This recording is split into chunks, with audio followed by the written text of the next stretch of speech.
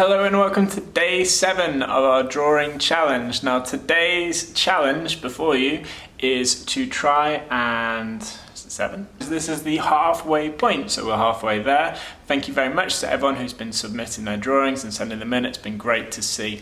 Today's prompt or today's challenge is to draw an object close up. So try and find something interesting for a reference picture or something around your house and try and get nice and close to it.